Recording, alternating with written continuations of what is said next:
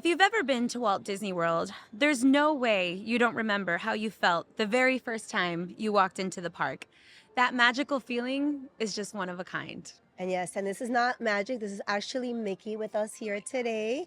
This episode is going to be very special for all of us. It's going to be filled with magic. We're going to get in our feels and we're going to remember and kind of relive a little bit of our childhood, our first time at Disney, our parents and what it meant for them, but also our time with our children here at the Magic Kingdom. Little Karen is freaking out right I now, know. I just want to say.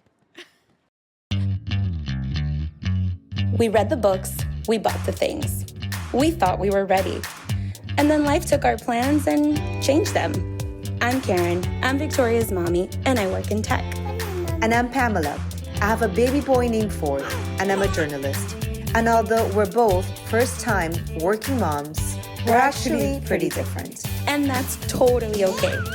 Because we both agree that our most important work is raising our kids. We really need each other and can only get through this together. Welcome to Motherish Moments. Okay, so we are here. This is our second episode that we're doing from the Magic Kingdom. We just had a visit from Mickey. I mean, I'm a mess. I'm a mess, but I'm so excited. I'm so excited to be here. All right, so let's jump into our motherish moment. Pamela, are you ready for yours? So why don't you start with yours? I'm ready with mine. Okay, I'll keep it real simple, but it's a little bit emotional, but it's okay. So Victoria learned how to tie her shoelaces, which might seem like a very simple, basic thing, but in reality, it was kind of like one of those moments that you reconnect to your own childhood, because I have a very specific memory of when I learned to tie my shoelace. My mom was vacuuming. And I was like, Mommy, look, I tied my shoelace. And she was like, okay, Karen. And I was like, ugh. And like, I've held it against her forever. And so when Victoria learned, she was like, Mommy, look, I know how to tie my shoelace. I was like, yes, you did it, whatever. And I felt like I got to like, just return everything that I didn't get in the moment. But then, hold on, a level above, Victoria then goes to my mom and shows her, look, Avilela, I learned to tie my shoelace. And my mom was like, wow. She was like really paying attention. And I was just watching and taking it in. I'm like, Like PTSD? good. No, but also, but good. Like, it felt like, Yeah, like it her was second chance at like great. making it right. Now I'm healed. Thank you. It's stupid, but that was my motherish moment. That was pretty deep, actually. It's not. I Like know, a I know. I'm simple going. one. I'm going hard on this episode. So let's go. Put your So seatbelt my on. mother's moment. We recently it was Valentine's Day, and for the holiday or whatever it is called, Ford had to do a few activities and he had to decorate a few crafts. Valentine's Day theme, and they ended up making the moms this frame with a picture of him that they had printed out in a heart shape, and it was really cute, and he had decorated the frame. So one of the mom volunteers has sent me a picture of what he had done for me. So it was a frame for his mom, the love of his life, still his mother. Like, FYI. Yes, and it was really cute. So I came home and I was so excited to see it. Finally, I come home and I see the frame empty. Like he had ripped the picture out of the frame. So I'm like, hey, whatever happened to the picture? Like, there was a picture of you in this frame. It was for me. He's like, I took the picture and I'm gonna make something for Miss Falcone, which is like his teacher from last year. Yes. So it was just like it felt like he ripped my little heart. Oh my God. And I was like, listen, this is not for you. Like, you're not my love today. Like, this is for someone else who I think, and it was so cute. So he ended up re-gluing this picture onto a paper and kind of decorating it with like his name and doing all these like artsy, like, I don't know, random stuff that boys do. And then the next morning, he had tucked the little paper into his book bag and wanted to take it and give it to Miss Falcone.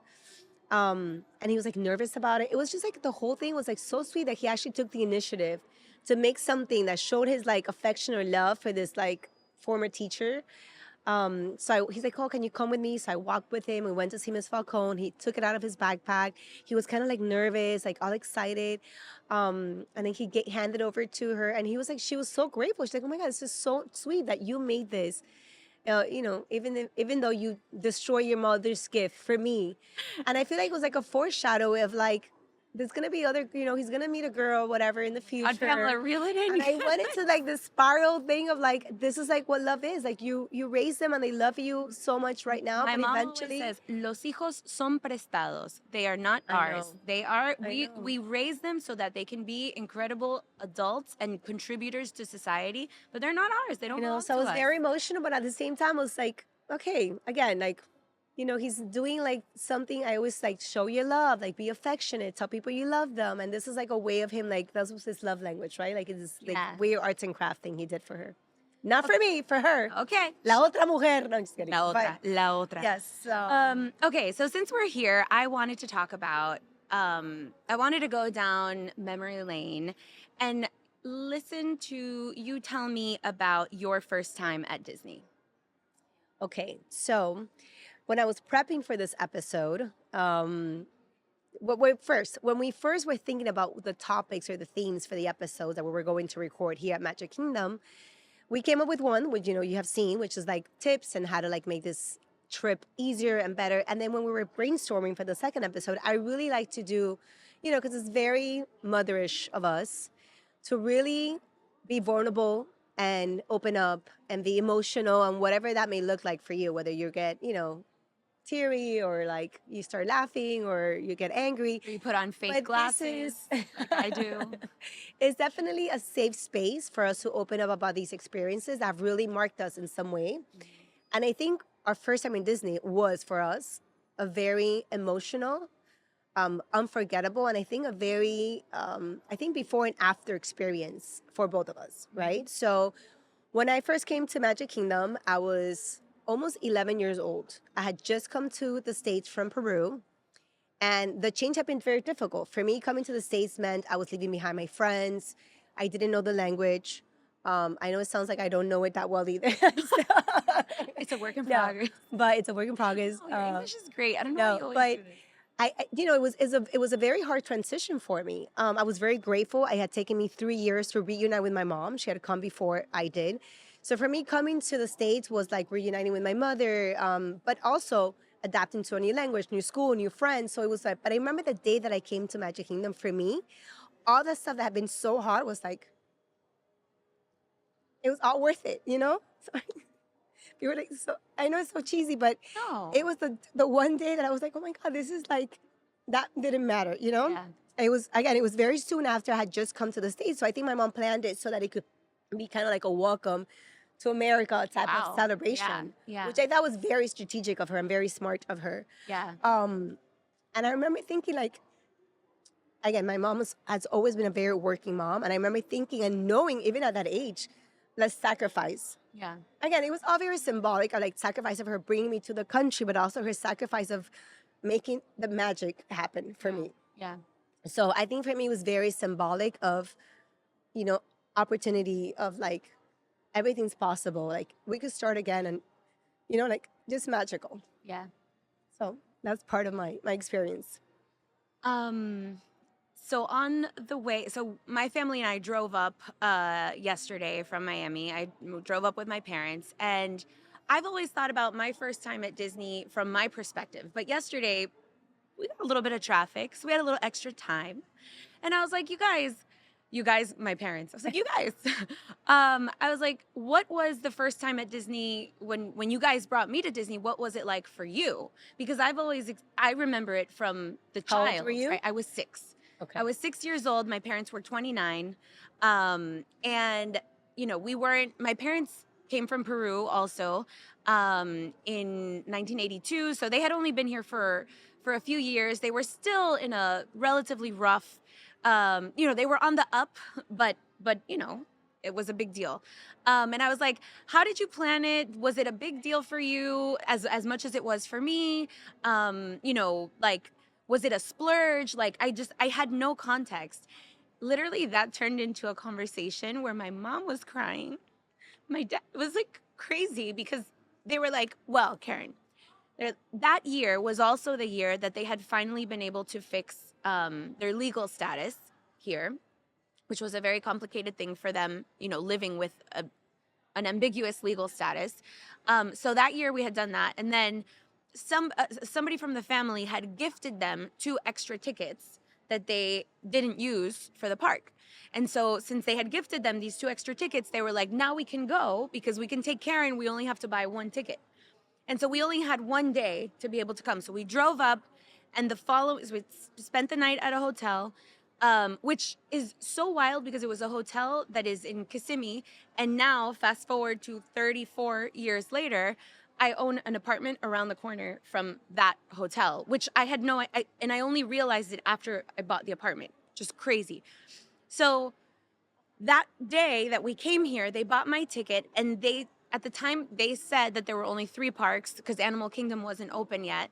And so they were like, they didn't have like internet access to research, plan Disney. They didn't have any of this. So what they had seen on commercials and TV was like, these are all the parks, you got to do all the parks. So they tried to do all 3 parks in 1 day with me, because at that time, your ticket could take you can go to all the parks.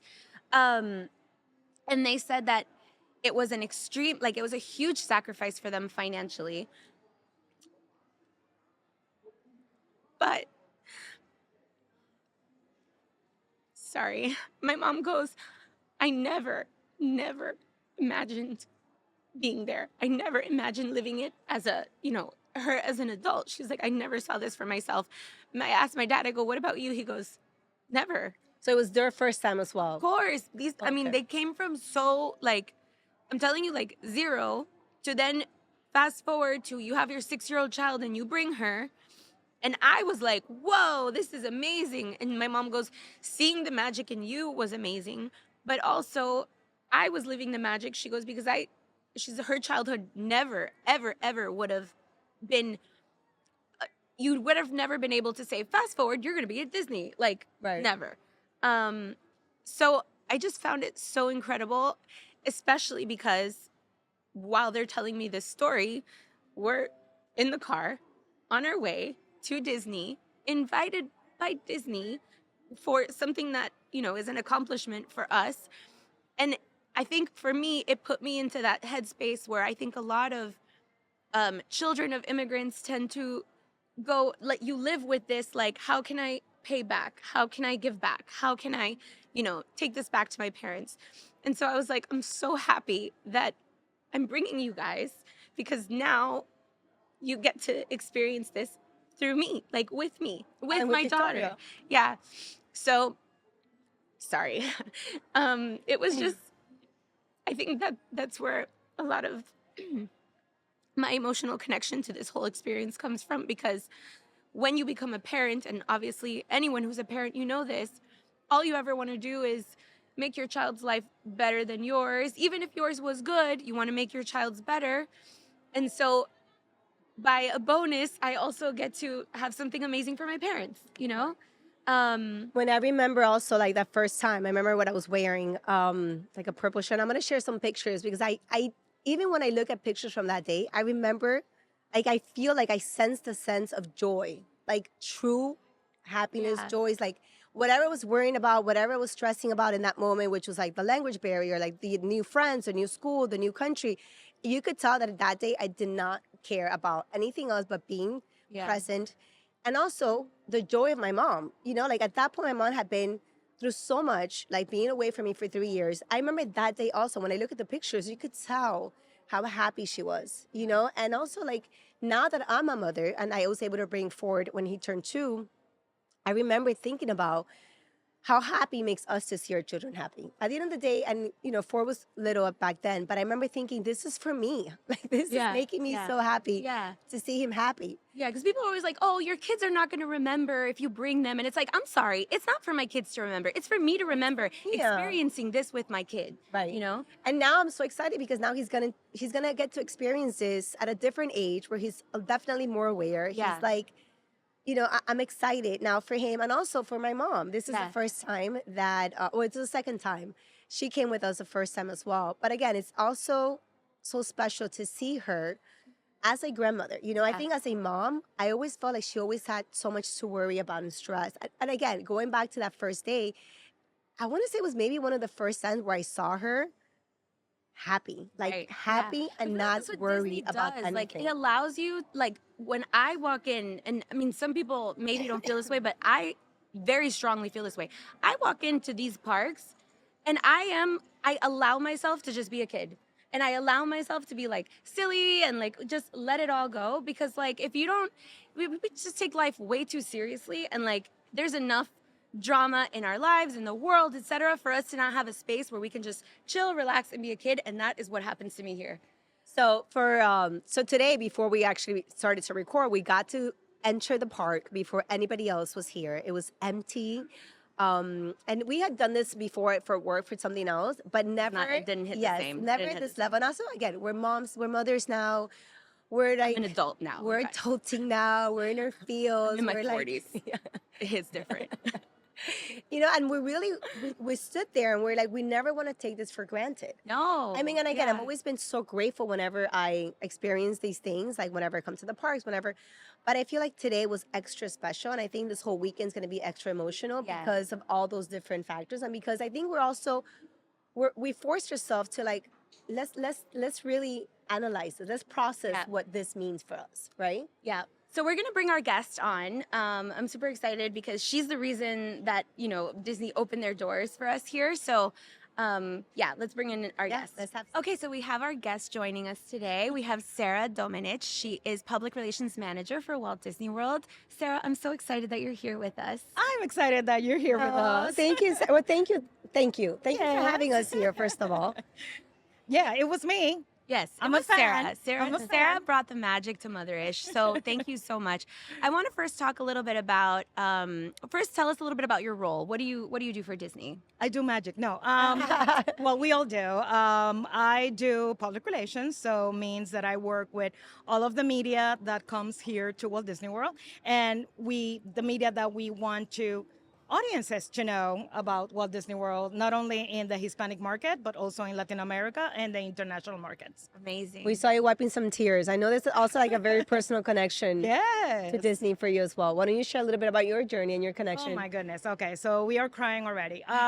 So my connection started when I was just a baby. My dad was a big Walt Disney fan, and when I was born, my room was decorated with Snow White. Oh wow! So- That's it. Like you came out like I we're doing came out and it was there.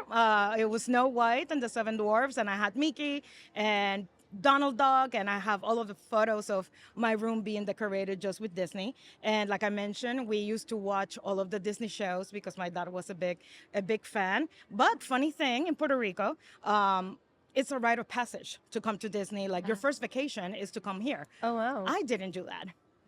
Even though with my dad being a fan and everything, my first time at Disney was when I was 19. Wow. A bloomer, but that didn't mean that the magic didn't get me. I started crying like a baby when I walked. It's through a lot. Magic I Kingdom. think also Yeah. like, when I was 11, you were 19. I think like the older you become when you first come, it's like Yeah. very overwhelming. Like it really is very special. It when was you're very so much more emotional. aware of everything. My dad didn't come. I came only with my mom and my Down syndrome brother. He has Down syndrome, so it was also special for me and for my mom too. I do regret that my dad didn't come with us. He passed away a few years later, so I didn't get the chance to Experience it with experience him. that with him. Yeah. Yeah. Wow. But That's he so but he put that in your heart. So you gotta be did. grateful to him that he instilled in you the love It of did. Disney. And that has to be something that's intertwined with the work that you do every day somehow. Yeah. Well, the funny thing is that after that, I was in college when I came here, and I was studying journalism, and I became a journalist, an entertainment journalist, and then I covered Disney. Yeah. And a few years later, Disney knocked on my door, and I've been here almost 18 years.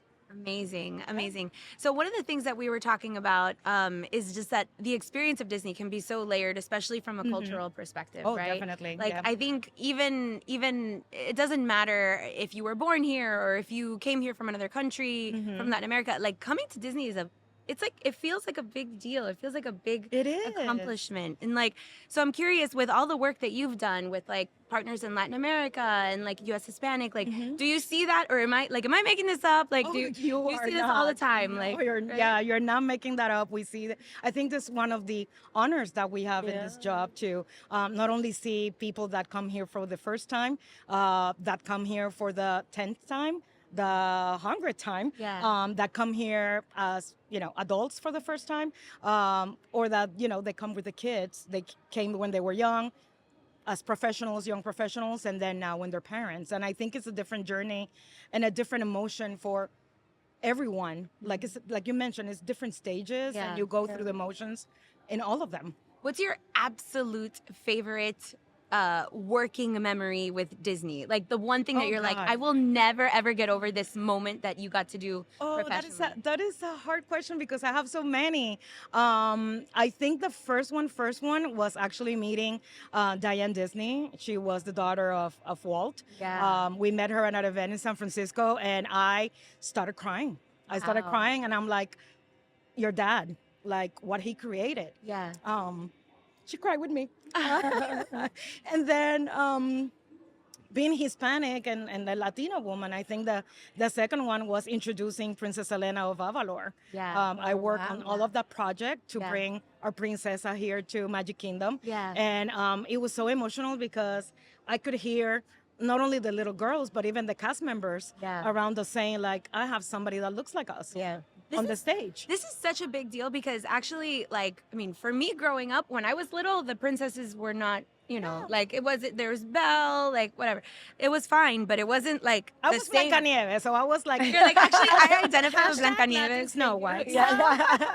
I mean, my favorite was always Belle. But like, but yeah, I was always true to Ariel. I'm sorry. I was always like that tracks. the bikini. Tracks I was for like, you. yes. I Come was in the back, water. because we're gonna have a show on Disney I'm Hollywood excited. I'm Studios. Ariel all the way. Yeah. Yes. I see that now. I really see I it. also was like, and I was, well, Ariel, and also for me, Lion King was a big one because my sister, and I think we both experienced this. Before we became moms, we experienced Disney through the magic of our younger siblings. Different, yeah. We both have Yeah. one sibling that is like mine is 12 years younger than me. Oh wow. And mine is okay. 10 years older, younger. Yeah, Oh, so it's wow, that okay. same like So I remember thinking I wanted to make Disney more special, and like everything was just more magical for my sister Yeah. because I was involved in creating that magic as well. That's how I feel too with my brother. You know, he's 40. Well, I'm dating myself.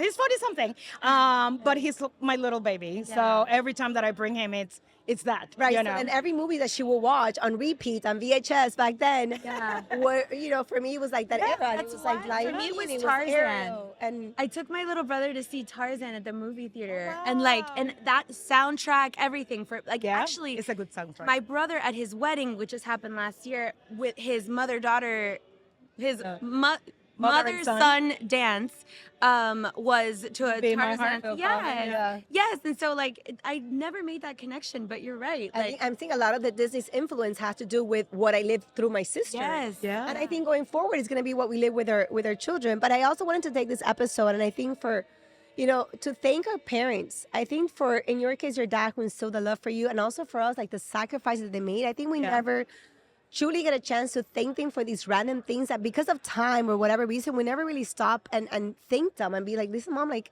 Yeah. I'm so grateful that whatever sacrifice you made to bring me here, to make Yeah. me feel like anything is possible. I think that was like Yes. the message for her. The message was like, in this country, in this place, anything is possible. yeah. Yes. You know, like Yeah. through, like magic could happen. It doesn't matter what your reality day to day is, but like there's moments and there's places where the magic is going to feel so real, and Yeah. that's what this place is all about. Yeah, So we wanted to- definitely. It's been wild to see the evolution of the stories that come out of, you know, the magic of Disney. Like with Encanto, for example, like Oh my God, yes. it was so incredible because it felt, I mean, for me, it felt like a mainstream hit, Yeah. but it was Yeah. so culturally like relatable for you know, seeing my daughter like dressing up as, To be honest, as Mira I was Bell, like, yeah. I was like a little bit jealous it was in Peru, right? Because I'm like, I can't imagine being Colombian and being like, oh my God, the pride of like Yeah. the culture and the thing. I mean, we all connect with the movie, but like there was part of me that was like, man, I wish we would have been Peru. Like, there's so- especially because we have like Machu Picchu, we have a lot of things. Yeah, like I'm just- I'm